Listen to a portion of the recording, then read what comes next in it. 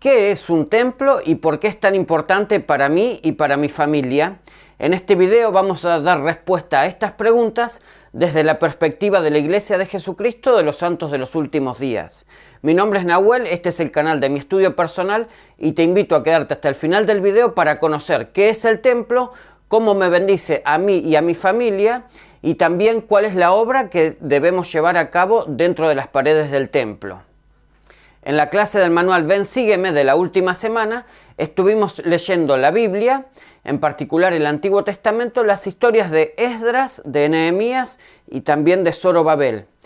El pueblo judío esparcido entre las naciones de la tierra, particularmente llevado cautivo a Babilonia, sintió el deseo y recibió la autorización del rey de Persia, el rey Ciro o Artajerjes, de volver a su tierra, a la tierra de su herencia, y reconstruir no solamente el templo, sino también los muros de la ciudad.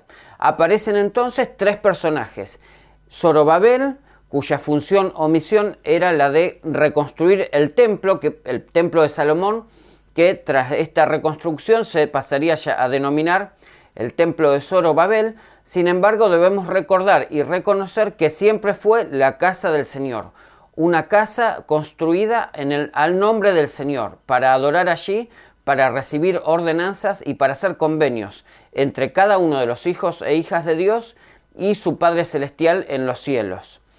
Esto en cumplimiento de convenios antiguos que a lo largo de este video iremos explorando. Entonces, por un lado tenemos a Zorobabel, luego tenemos a Esdras, uno de los escribas y también uno de los personajes que estudiamos en la clase del manual Ven, Sígueme. Y lo que más podríamos rescatar, o la principal función que cumplió Esdras en este capítulo central de las Escrituras, como fue el de la reconstrucción del templo, fue el de encontrar las palabras de la ley. Él era un escriba, alguien que estaba versado, un sacerdote en el pueblo de Israel, estaba versado en las Sagradas Escrituras, y como parte de su función o de su misión sobre la tierra, el Señor lo bendijo para que encontrara o identificara la letra de la ley o el texto de la ley, y no solamente que lo encontrara y lo rescatara, sino también que lo pudiera dar a conocer entre todos los hijos, entre todo el pueblo de Israel, ¿sí? Entonces, una de las funciones que cumplió Esdras fue la de dar a ese pueblo que se estaba congregando nuevamente en la tierra de su herencia las Escrituras, pero socializarlas, hacerla extensiva hacia todo el pueblo. Y por último encontramos a Nehemías, que con su texto y con sus expresiones nos describe claramente cuál era su obra, que era la de reconstruir los muros de la ciudad, y también cuál era su convicción. Él estaba ocupado en una gran obra y no tenía tiempo para distraerse o para dejarse llevar por las tentaciones o las dificultades. En el discurso del Elder Uchtdorf, del actual presidente Uchtdorf, se habla acerca de Nehemías y también del ejemplo de sus compañeros y de cómo su determinación y su fortaleza nos pueden inspirar y nos pueden ser de ayuda a la hora de enfrentar nuestras tentaciones y nuestras dificultades, ¿no? ¿Cuál es nuestra obra? ¿Cuál es el propósito de esta vida? En este video vamos a continuar explorando y profundizando en este concepto, porque esto nos permite conocer mejor cuál es nuestra relación personal con el Salvador Jesucristo, qué es lo que debemos buscar en Él y cuál es nuestro propósito divino como hijos e hijas de Dios.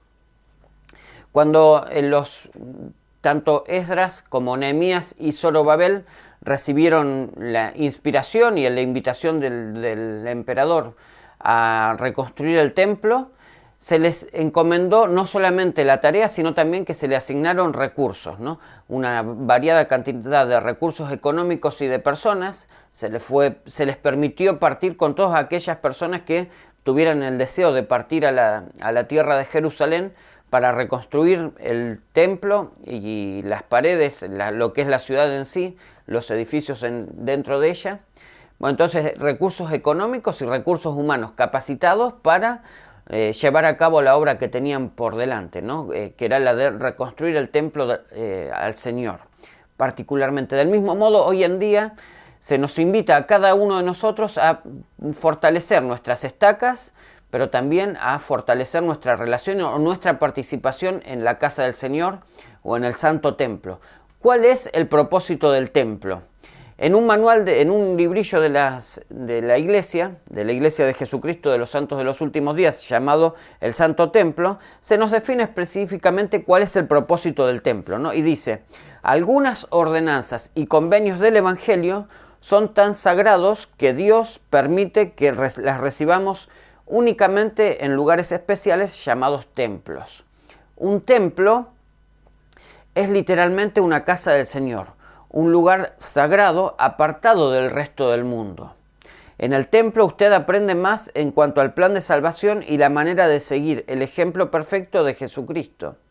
Las mayores bendiciones de Dios están disponibles en sus templos. Las Escrituras enseñan que desde tiempos antiguos Dios ha mandado a su pueblo a adorar en templos. Cuando el Señor restauró su iglesia, por medio de José Smith, mandó que se reconstruyeran templos otra vez. El tener templos en la tierra es un testimonio del amor de Dios por cada uno de nosotros, sus hijos e hijas sobre la tierra. Todo el templo testifica que Dios es nuestro Padre y que Jesucristo, su Hijo, es el Salvador del mundo. Para los miembros de la Iglesia de Jesucristo de los Santos de los Últimos Días, un templo es el lugar más sagrado de adoración en la tierra. Es diferente a todos los demás lugares de adoración, como por ejemplo una capilla o un centro de reuniones. Está señalado como el único lugar donde las familias pueden ser unidas para siempre y donde se efectúan las ordenanzas más sagradas del Evangelio. También es un lugar donde usted puede sentirse más cerca de nuestro Padre Celestial y de Jesucristo. Un lugar de paz y de revelación. Un lugar donde las relaciones familiares se fortalecen y un lugar donde buscar la guía en cuanto a los desafíos de la vida es posible. Entonces, aquí nos aclara brevemente cuáles son los propósitos del templo, ¿no? Es un lugar sagrado, apartado del mundo, dedicado a la obra de Dios y donde cada uno de los hijos e hijas de nuestro Padre Celestial pueden hacer convenios o pactos, acuerdos sagrados entre ellos y nuestro Padre en los cielos. Este convenio, estos acuerdos o estos pactos que se llevan a cabo en los santos templos son los mismos que se mencionan en el Antiguo Testamento, como es denominado como el pacto abrámico o el pacto de Abraham, o el convenio, el nuevo y sempiterno convenio del sacerdocio, ¿no? Es aquel acuerdo o convenio o pacto que nuestro Padre Celestial hizo con su Hijo Abraham, por el cual se les concedían grandes bendiciones tanto temporales como espirituales, pero particularmente una que era que en él y en su posteridad serían benditas todas las naciones de la tierra. Del mismo modo, en la actualidad, como lo fue con Abraham en el Antiguo Testamento, hoy en día esas bendiciones están disponibles para cada uno de nosotros, pero dentro de las paredes del Santo Templo. Cuando acudimos allí, no solamente podemos adorar y buscar la guía, la inspiración del Señor, sino sobre todas las cosas nos unimos a Él, nos unimos a nuestro Padre Celestial a través de convenios mediante el sacrificio expiatorio de Jesucristo, el Hijo de Dios. Es gracias a Jesucristo que cada uno de nosotros podemos volver a vincularnos con nuestro Dios, con la deidad, ¿no? Con nuestro Padre Celestial, el Padre de nuestros espíritus.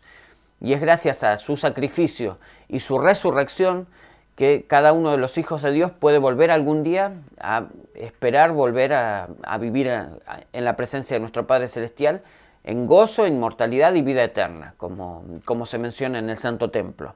Entonces, brevemente descrita cuál es el propósito del templo, es hacer convenios con nuestro Padre Celestial.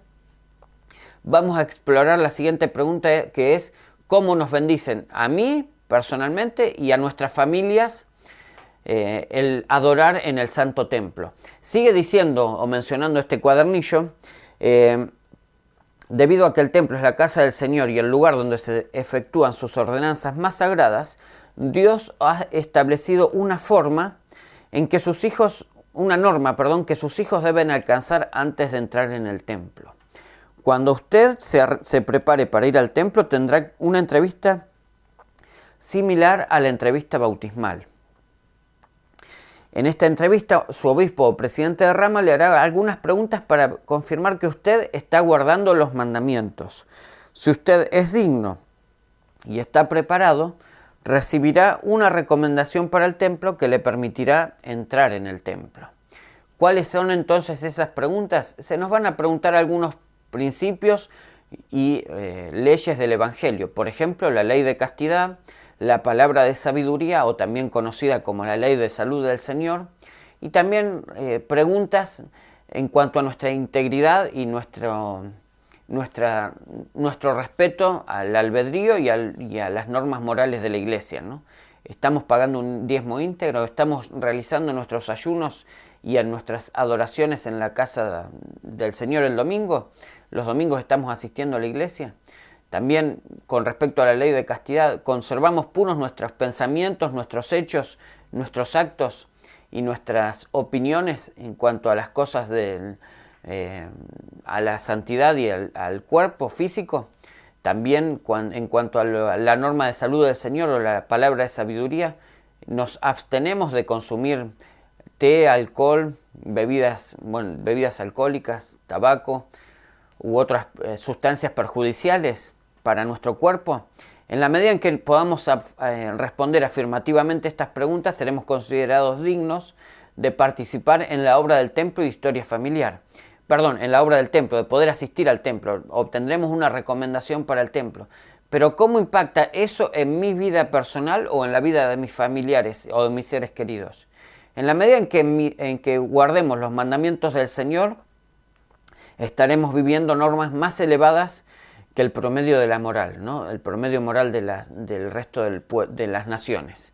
Y de esa manera nos constituimos paulatinamente en un pueblo selecto, en un pueblo preparado para vivir las normas celestiales. Y eso impacta o nos bendice directamente en nuestras familias y en nuestra relación con nuestros seres queridos. Si estamos buscando guardar los mandamientos del Señor, nos convertimos en mejores personas, en mejores padres, mejores madres, mejores hijos, mejores seguidores de Cristo. Y en la medida en que buscamos fortalecer nuestra relación con el Salvador Jesucristo, eso nos bendice y nos ayuda a que podamos ser mejores seres humanos con las personas que tenemos a nuestro alrededor.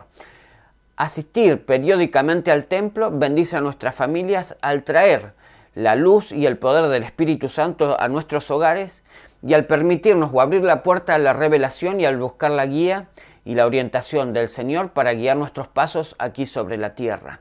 Para finalizar, este texto menciona: en los templos, además de recibir sus propias ordenanzas del templo, puede recibir ordenanzas a favor de sus antepasados y de otras personas que han fallecido sin haber tenido la oportunidad de recibirlas. Entre ellas se encuentra el bautismo, la confirmación y toda otra ordenanza necesaria para la salvación. Esta obra que se lleva a cabo dentro de los templos, cuando ya hemos hecho nuestra parte o hemos recibido nuestras ordenanzas, podemos llevar a cabo estas ordenanzas por otras personas que ya han fallecido, por nuestros familiares que han partido de esta tierra. Eso constituye lo que se denomina como obra del templo y de historia familiar. ¿Qué es la obra del templo y de historia familiar? Es llevar a cabo las ordenanzas y convenios sagrados que nos permitirán volver a la presencia de nuestro Padre Celestial, primeramente en nuestra propia vida, por nosotros mismos, pero luego extenderlo, esas bendiciones, al resto de nuestros antepasados o de nuestros seres queridos. Al llevar las bendiciones del Evangelio a nuestros antepasados, nos estamos constituyendo como salvadores en el monte de Sión. El monte de Sión no es ni más ni menos que el sagrado templo, ¿no? El santo templo. Y salvadores porque estamos extendiendo esas bendiciones, abriendo las puertas de la eternidad a las generaciones que nos precedieron, a nuestros ancestros, a nuestros antepasados.